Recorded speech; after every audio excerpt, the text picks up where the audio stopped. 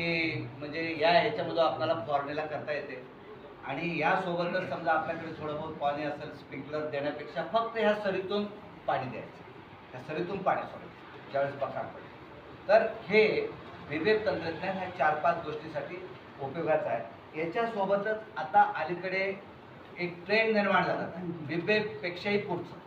कळणीचे एक शेतकरी आहेत, त्यांचं नाव अरुण सरकटे आहे. तर ते सरीवरंबे तयार केले भाजीपाला लागवड करण्यासाठी. भाजीपालाचं रोप नाही मिळालं म्हणून त्याच्यावर त्यांनी टोकन पद्धतीनं सोयाबीन लावलं आणि त्यांची सोयाबीनची उत्पादकता 18 क्विंटलवर आली. कलेक्टर डॉक्टर विजय राठोड तिथं व्हिजिट केली. याच्यावरून हे लक्षात येतं की आता जोड बिबे बरोबर त्याचे यंत्र आता कृषी विज्ञान केंद्रावर, त्याचे यंत्र हे कृषी विज्ञान केंद्रावर उपलब्ध आहे. पण आपल्याकडे जर समजा पेरणी यंत्र असत तर ह्या 2 फाळासोबत मध्ये एक फाळ वाढवायचं काम सुरू. म्हणजे हे एक बेड तयार झालं, हे एक बेड तयार झालं, इकडी सरी तयार झाली, मध्यभागी सरी तयार झाली, इकडी याच्यावर 2 ताशी, याच्यावर 2 ताशी, म्हणजे याला जोडवड पद्धत. ह्याची उत्पादकता आपल्या बीबीएफ तंत्रज्ञानापेक्षा आणखी जास्त आहे. बरोबर. आता अलीकडे हे यंत्र उपलब्ध नाही म्हणून लोक काय करतात, सरळ सरळ बेड पाडतात आणि आपल्या टोकन यंत्रानं. आता हे ज्यांचे कमी शेत्या आहेत त्याच्यासाठी ठीक आहे, मोठ्या शेत्यावाल्यांना यंत्राशिवाय पर्याय नाही आपल्याला. म्हणून याच्यामध्ये हे फाळं लावणं आवश्यक आहे.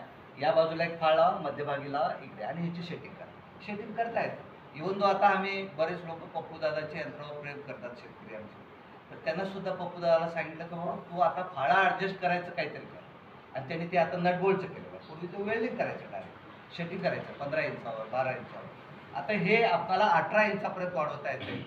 आणि जर समजा याच्यातले काही बंद करायचे असेल तर बंद करता येतं. तर हे सरी वरंब्याचं तंत्रज्ञान प्रत्येक पिकाला आपल्याला वापरता येतं. तर हे एक ध्यानात ठेवा. आता ह्याचा जो ग्राफ आहे हा असा येतो, म्हणजे 2.5 फुटाचा आपला बेड, हा वर 1.5 फुटावर 2 ताशी, इकडे एक सरी, मध्यभागी सरी, परत बेड, परत सरी, अशा पद्धतीनं आपल्याला.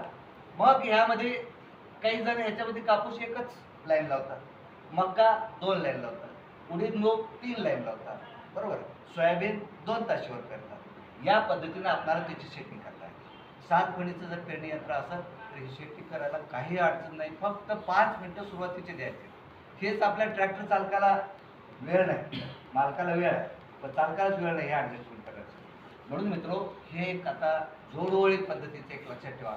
आणि हे तंत्रज्ञान भारी जमिनीमध्ये आवश्यक आहे.